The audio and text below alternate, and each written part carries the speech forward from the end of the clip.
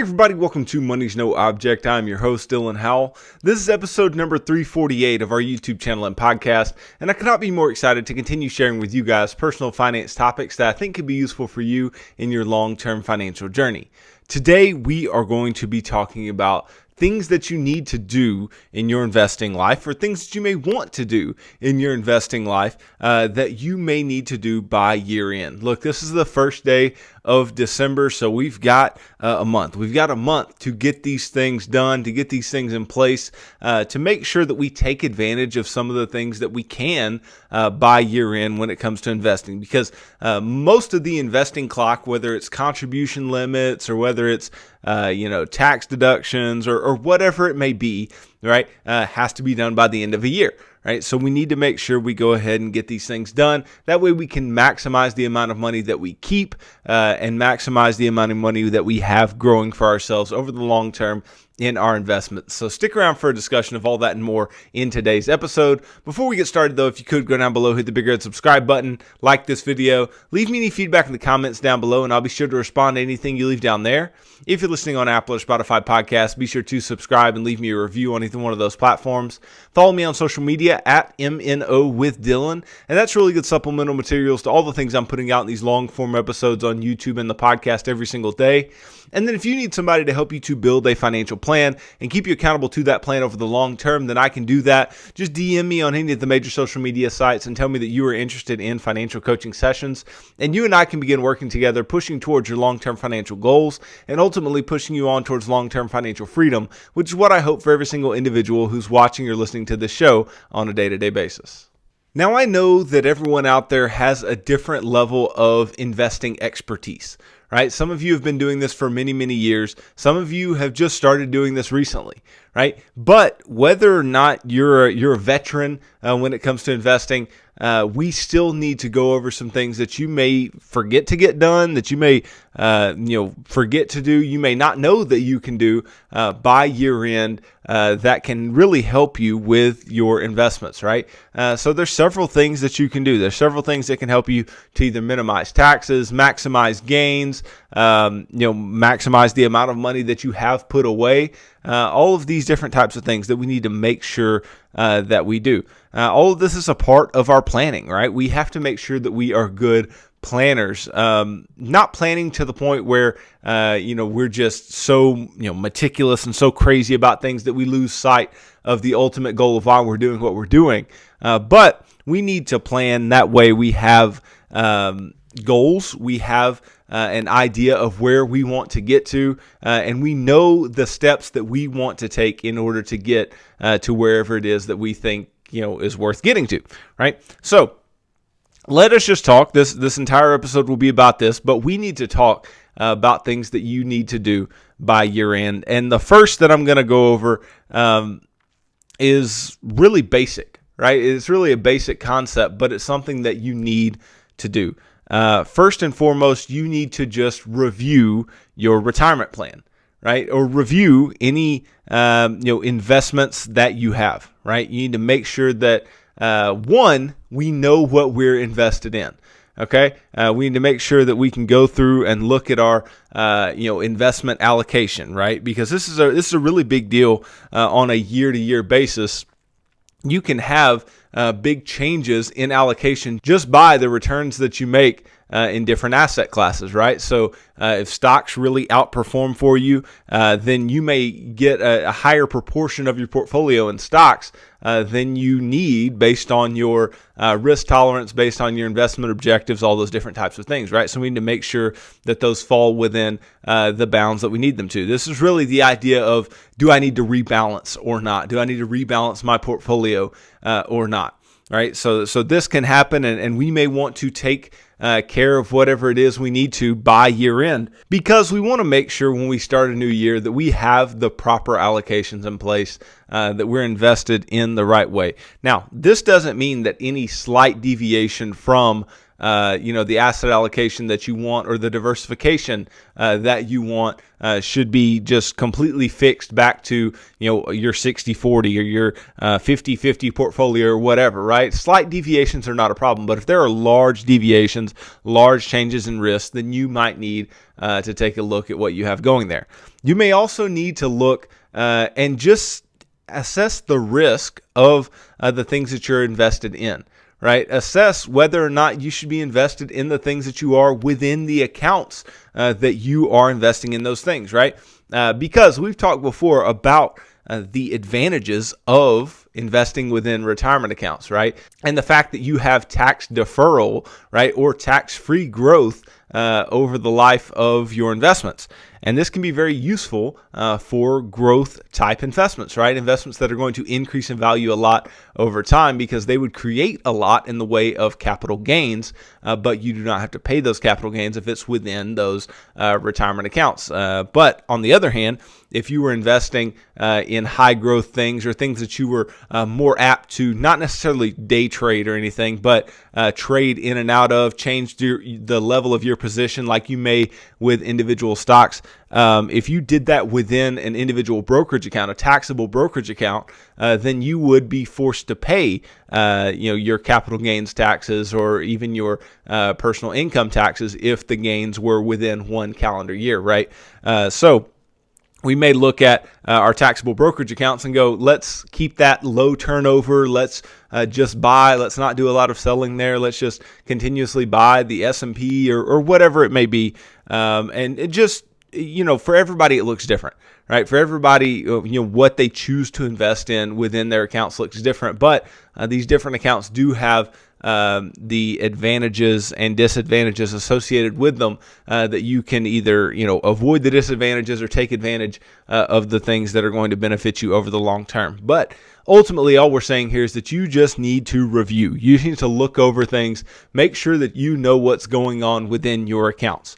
Then you need to look to max out your accounts, right?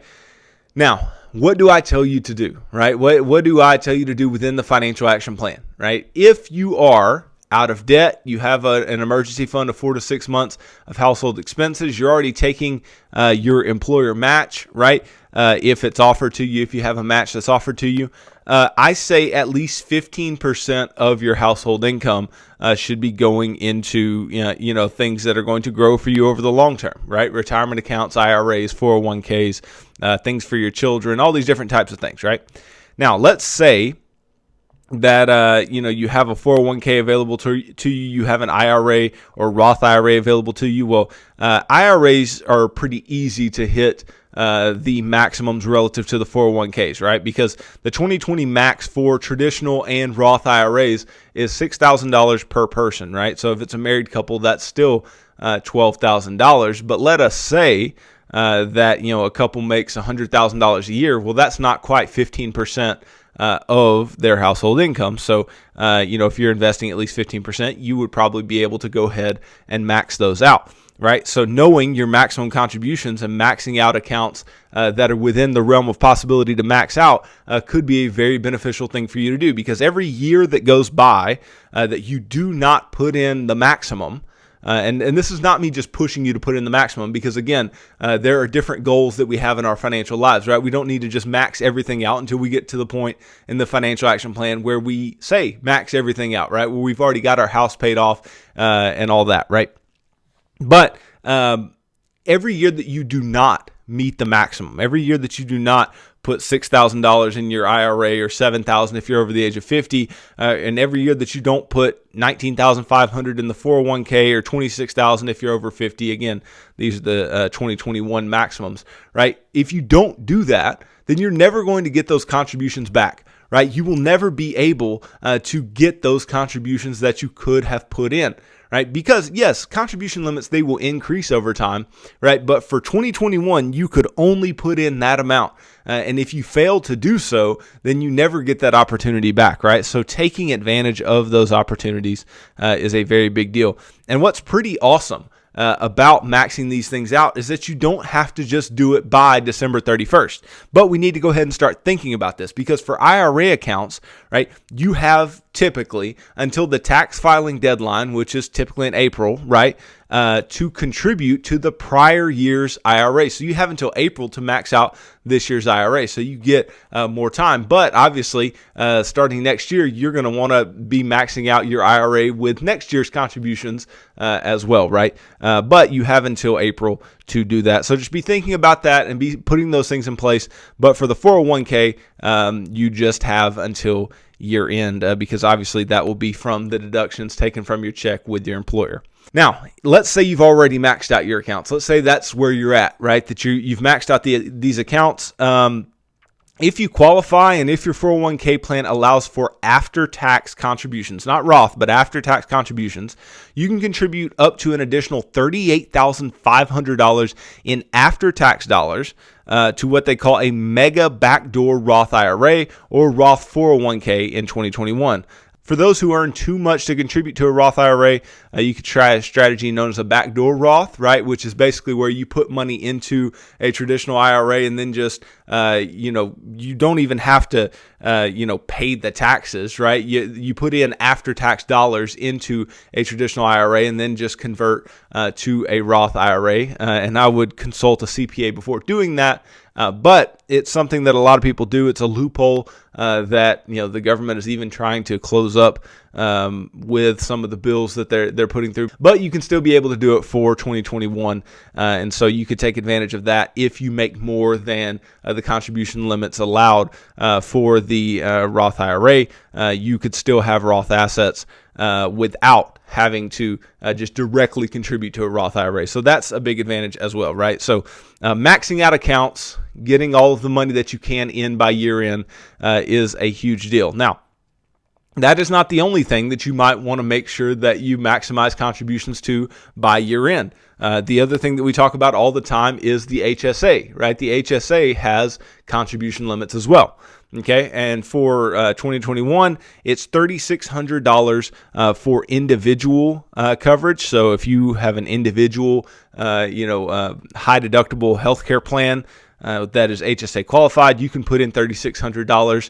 But if it is a family plan, then you can put in up to $7,200, right? And the obvious advantages to this are just like with your IRAs and your 401k. Every year that goes by that you don't take advantage of this, who's to say you're going to be on a high deductible, HSA qualified plan forever, first off, right? And then even if you are, every year that you don't contribute is money lost, right? It's money that is left behind, is tax deductions that's left behind, right? Because, something I didn't really get into much a moment ago that may need to be said is that, if you put money into a traditional IRA, you get a tax break, right? You get a tax deduction for this year, right? That's a big advantage of putting money into those traditional IRAs. But I like the Roth, and I've given you reasons for that before.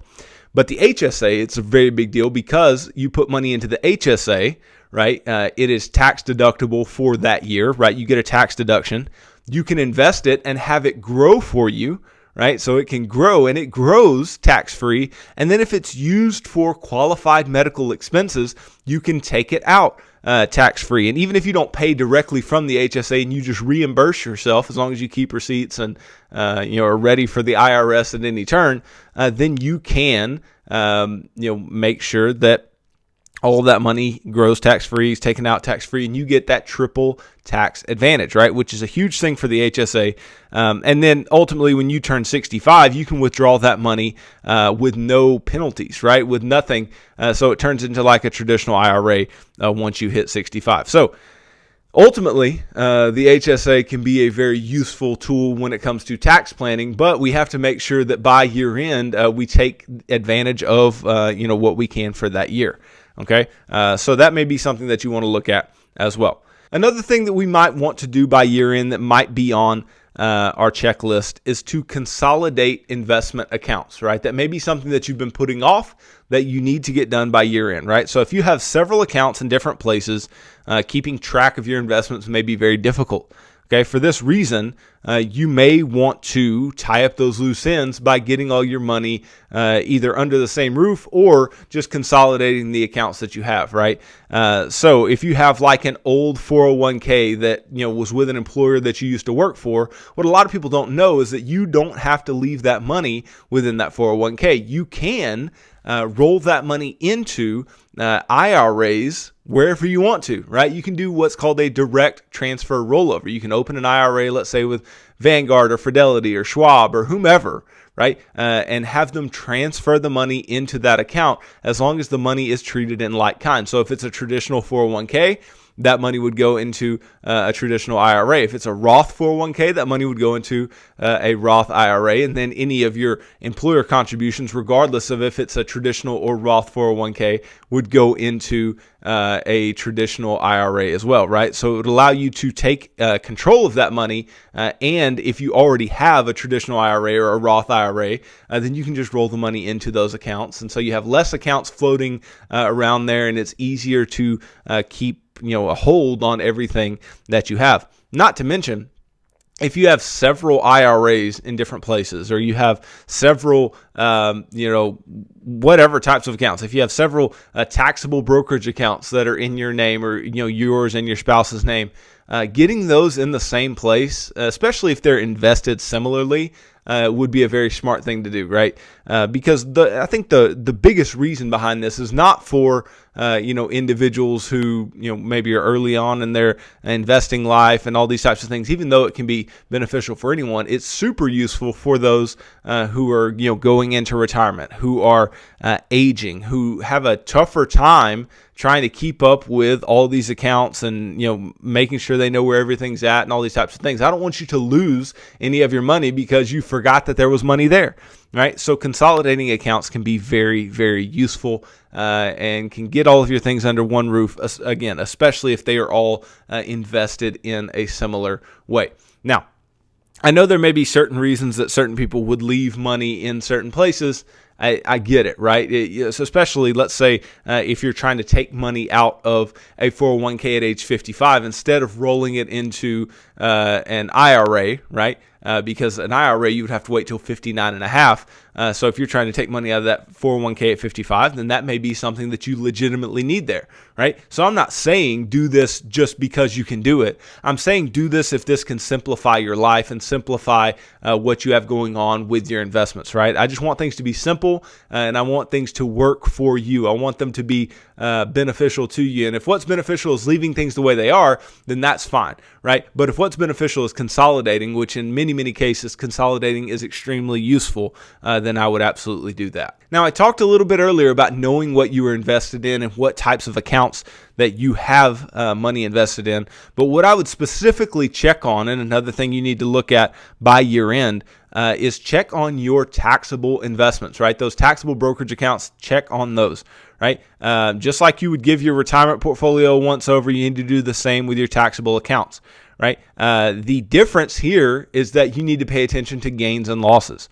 Okay, if you notice any significant losses or gains, tax loss harvesting, which is basically where you are offsetting investment gains with losses to save money on taxes, could be a good solution. So here's what tax loss harvesting would look like, right? Let's say that you have some investments that have done quite well and that you're going to have to pay some gains on because you realized gains. But let's say you also have some investments that did not do very well, and you don't necessarily want to sell them, but if you sold them, you could realize losses that would offset your gains, that would decrease your taxes the next year. Now, the rule behind this is that you can't take a position that looks the same, right? It's kind of a broad interpretation here, but basically you can't take a similar position within a month of selling for tax loss harvesting, or else it won't count, right? The IRS will not award you that tax loss to write off of your taxes,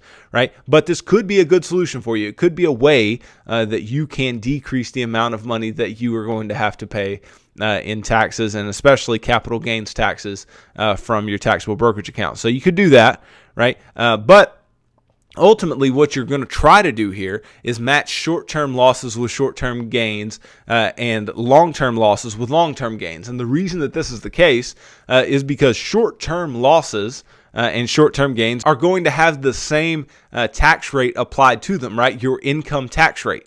But the long-term losses and long-term gains are going to have different tax rates associated with them, right? They will have the capital gains tax rate that's associated with your income that is applied to them. So if your capital losses exceed your capital gains, then you may be able to claim some of those losses on your taxes and get a refund for some of those losses, right? So ultimately, we don't want to lose money in the stock market, or we don't want to lose money on the value of our assets. But if you have, you can definitely take advantage from doing so, and you can, sell off some of those things. Now, ultimately, do you want to spend a month out of the market? Probably not, right? That doesn't mean that you can't reinvest your money somewhere, but you need to be careful about the position that you take and make sure that the IRS doesn't see it as an extremely similar position, okay?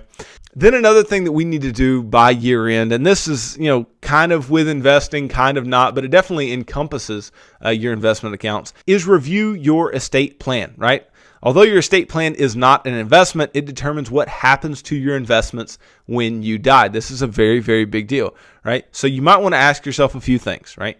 Have you included all your assets in your estate plan, especially the ones you recently acquired? Because many people, they will create an estate plan and just believe that this estate plan is going to cover them as they move forward. And that may not necessarily be the case, especially with things like trusts and other types of estate planning documents.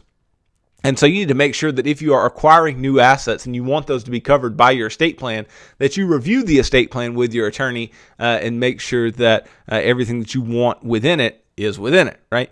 Then you may want to see, do you have the most recent appraisals of any properties that you own, right? Because those appraisals will help in being able to properly disperse assets to your heirs if something were to happen to you. And then do your will and beneficiaries still align with your wishes? And this can't be stressed enough, right? You need to have a will. You need to have your beneficiaries set up because let's say with an IRA, beneficiaries that are named in an IRA are going to trump anything that is put within a will. Right. So if you don't have beneficiaries or you don't have the proper beneficiaries there, then your money's not going to go to who you want it to go to, right? Or it's not going to go to anybody specifically. It'll just go to your estate and then have to be dealt with later on, right? So you need to make sure that that's correct. And you need to make sure that the people that you name are the people that you want named, right? Within your will and with your beneficiaries, because there are so many people who, they just fail to make the changes that they actually wanted to make. And the people they wanted in or the people they wanted out or whatever. And, life changes and people change and situations change. But if your estate planning documents don't change, right, if they're not flexible, then you could have some very big issues. So we need to make sure that they are flexible and that they continue to align with your wishes while you're still alive. And then you need to ask yourself, are you setting up your estate plan in a tax efficient way? And then work with the CPA, work with your attorney in trying to set your estate plan up in a way that will minimize taxes, not only for you, but also taxes for your beneficiaries and those who you are leaving things behind to, right? And that will just be beneficial to your wishes over the long term, right? So review your estate plan, know what's going on, and have a plan for what's going on in the future, and make sure that your wishes are actually kept. Then the last thing I think we need to think about when it comes to year end with our investments is funding investment accounts for our dependents. Okay, so you have to remember that you can put any investment accounts that you have for your dependents on your year end list. And this could be 529 plans, ABLE accounts, custodial IRAs, other custodial accounts, right? UTMAs, UGMAs, all these types of things, right? We need to make sure that we take advantage of these by year end. Now, UTMAs and UGMAs, not such a big deal other than the gift amount, right? The gift tax exemption every single year, right? But some of these other accounts like 529s, they have contribution limits, right? And those contribution limits are on an annual basis, just like with HSAs, IRAs, things like that, right? So you need to be putting money away in these if that's a part of your plan, and doing so by year end to make sure you take advantage of the maximums that are there. You need to do this as early as possible in your child's life, because then you benefit from many more years of tax-free accumulation for educational expenses within 529, or just accumulation of assets for your children in general with the custodial account, right? So you will benefit from compound interest, plus you may also be eligible for tax deductions if you have a 529 plan. Again, a lot of this year-end stuff is for taxes, right? It's to pay attention to where you can get deductions, how your money can grow, all these different types of things. Now, some states, they offer state-level tax deductions on 529s. If your state offers tax deductions, consider funding the account so you can get that tax deduction this year. Now, some of these end-of-year investing strategies can be done alone, depending on your level of financial savviness. However, if you need help, if you need somebody to reaching out to an investment advisor representative that will help you, or a financial advisor that will help you is a very helpful tool, okay? But having those funded by year-end can be very useful. So I know this is a lot of stuff, and I know this is a lot of stuff that is, relatively related, right? But go in a lot of different directions, whether we're talking about gains and losses on investments, whether we're talking about tax deductions or whatever else, right? We're just going in a lot of different directions here. It's a lot of things to do over the course of the month, but I would implore you, right, to just sit down and make a list. Think about the things that I talked about in today's episode and sit down and make a list, right? And make a list of the things that apply to you, right? And those things that apply to you, just go down one by one and say, what could I do? What do I need to do? Because we all need to do something. I think that's the overarching point of all this, right? Whether you basically have things licked and figured out or not, all of these apply to every single one of us, because if you have investments, then you need to be reviewing them by year end, right? And you need to make sure that everything is in place as you want it by year end. And if it's not, then make the proper changes, do the proper things to get yourself in line to begin 2022 the right way, right? So we can all do something. We can all make some decisions that are going to make us better off in our investing life over the long term. And that's what I want for you guys. And that's why I talk about things like this. It's not just because this is something that I'm going to do, right? Or that I have done or am doing currently. It's not that that's the only reason, but it's because if you aren't taking advantage of the things that you can by the end of the year, then you may just ultimately miss out, right? If you're not making the contributions that you can by the end of the year, then you may just miss out. And again, we are all at different levels of investing prowess and of understanding taxes and understanding where we are in our financial lives, right? And I understand that. For some of you, you're not even at the point where you can invest heavily yet or aggressively yet, and I'm okay with that. That's fine, right? But we can learn. We can get the knowledge that we need.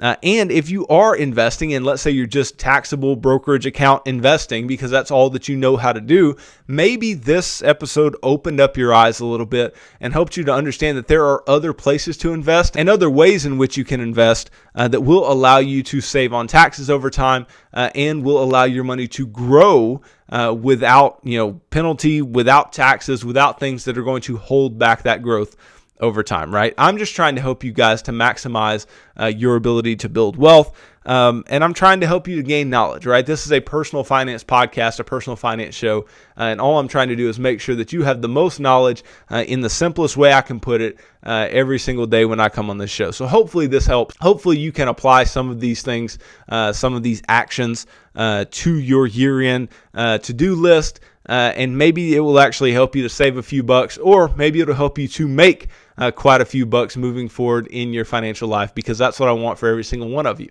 So thanks for watching this video. If you could go down below, hit the big red subscribe button, like this video, leave me any feedback in the comments down below, and I'll be sure to respond to anything you leave down there.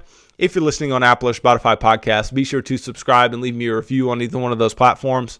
Follow me on social media at MNO with Dylan, and that's really good supplemental materials to all the things I'm putting out in these long form episodes on YouTube and the podcast every single day. And then if you need somebody to help you to build a financial plan and keep you accountable to that plan over the long term, then I can do that. Just DM me on any of the major social media sites and tell me that you are interested in financial coaching sessions. And you and I can begin working together, pushing towards your long-term financial goals and ultimately pushing you on towards long-term financial freedom, which is what I hope for every single individual who's watching or listening to this show on a day-to-day basis. So tune in tomorrow as I continue talking about personal finance topics that I think could be useful for you in your long-term financial journey. So thanks for tuning into this episode of Money's No Object. I'm your host, Dylan Howell. God bless.